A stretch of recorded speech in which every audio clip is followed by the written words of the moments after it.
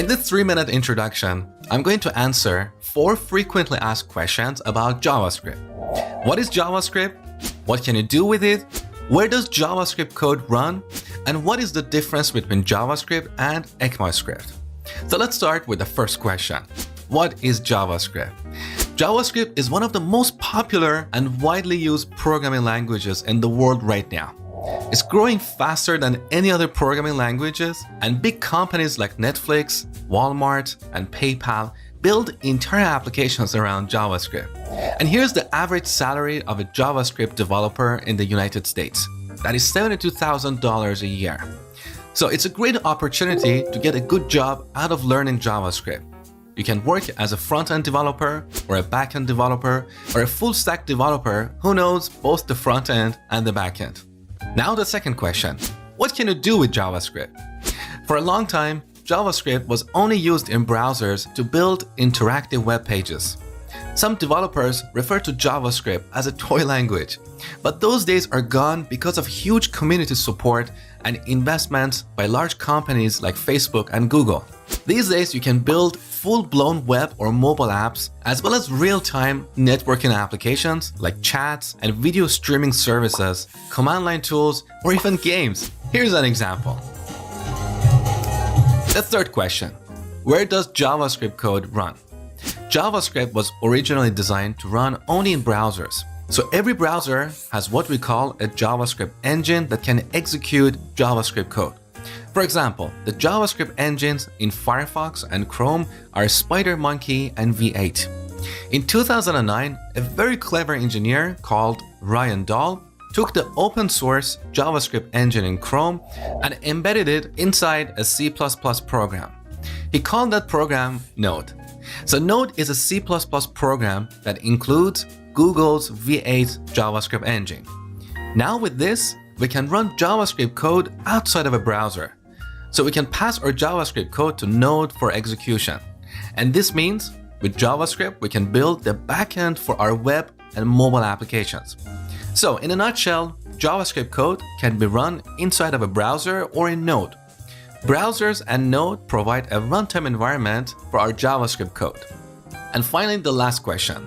What is the difference between JavaScript and ECMAScript? Well, ECMAScript is just a specification. JavaScript is a programming language that conforms to this specification. So we have this organization called ECMA, which is responsible for defining standards. They take care of this ECMAScript specification. The first version of ECMAScript was released in 1997.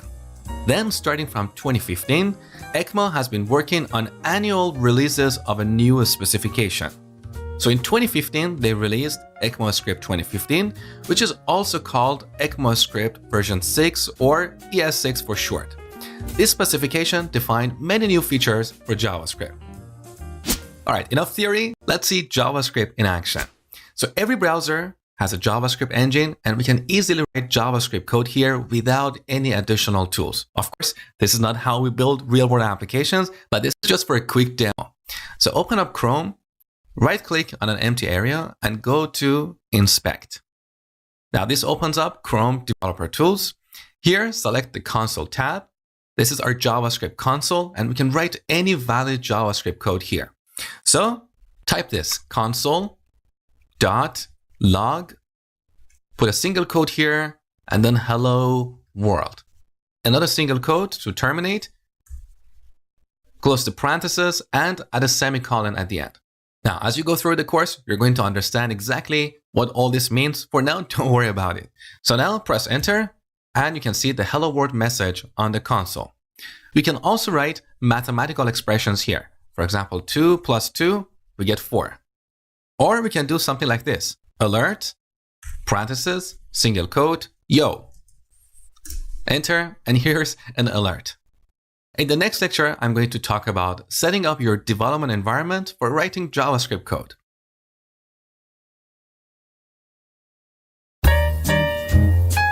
In order to write JavaScript code, you need a code editor. There are various code editors out there, including Visual Studio Code or VS Code, Sublime Text, Atom, and so on. Out of these, my favorite is Visual Studio Code that you can download from code.visualstudio.com. It's a very simple, lightweight, cross-platform, and powerful editor. So if you don't have Visual Studio Code on your machine, go ahead and download it. The other thing I want you to install is Node. You can download Node from nodejs.org. Now, technically, you don't necessarily need Node to execute JavaScript because, as I explained before, you can execute JavaScript code inside of a browser or in Node. But it's good to have Node on your machine because we use that to install third-party libraries. And also, later in this section, I'm going to show you a preview of Node. So, pause the video now and download Visual Studio Code as well as Node. Once you're done, come back, continue watching. All right, now I want you to create a new folder. Call that JS-Basics. The name doesn't really matter. We just want to have a folder for writing all the code in this course. Now,